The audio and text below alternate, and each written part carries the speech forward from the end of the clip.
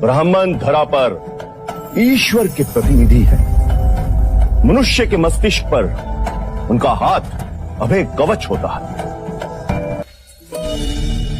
क्षमा महाराज, पर यह परंपरा हमें समझ नहीं आती। जब भी आप खुश होते या कभी कोई खुशी की बात होती, जैसे युद्ध जीतने की बात, विवाह की बात, जन्मदिन हो या स्वयंवर का, आप हमेशा ब्राह्मणों को दान देते हो, जिससे तुम्हारे सुख को किसी की अशुभ दृष्टि न लगे, तुम्हारे मार्ग के सारे अवरोध दूर हो जाए, तुम्हें ब्राह्मणों का आशीर्वाद मिले। तो क्या ब्राह्मणों को दान देने से अवरोध दूर हो जाते? निस्संदेह होते हैं। मैंने पहले भी कहा था और आज भी कहता हूं, ब्राह्मण धरा पर ईश्वर के प्रतिनिधि है। मनुष्य के मस्तिष्क पर उनका हाथ अभय कवच होता है।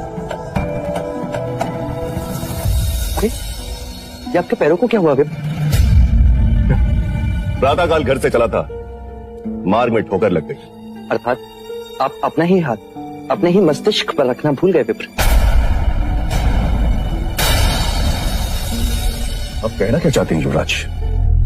वही महाराज कि जो ब्राह्मण केवल मनुष्य के सर पर हाथ रखने से उसके मार्ग के अवरोधों को दूर कर सकता, उसे स्वयं ठोकर क्यों लगी? ये हमारा अपमान है महाराज।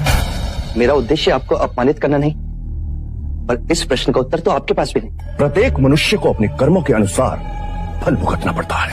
अर्थात कर्म ही अंतिम है। आपके दृष्टिकोण से कर्म ही निर्णायक है। मनुष्य को अपने कर्मों से कोई नहीं बचा सकता। सत्य है। अर्थात आपके आशीर्वाद मिथ्या है विप्र। युवराज!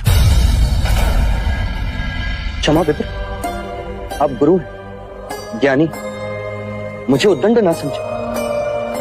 पर जब कर्म ही सब कुछ है, तो वर्णों को इतना महत्व क्यों कि ब्राह्मण मस्तिष्क पर हाथ रखे तो आशीर्वाद और शूद्र छू भी ले तो अपराध?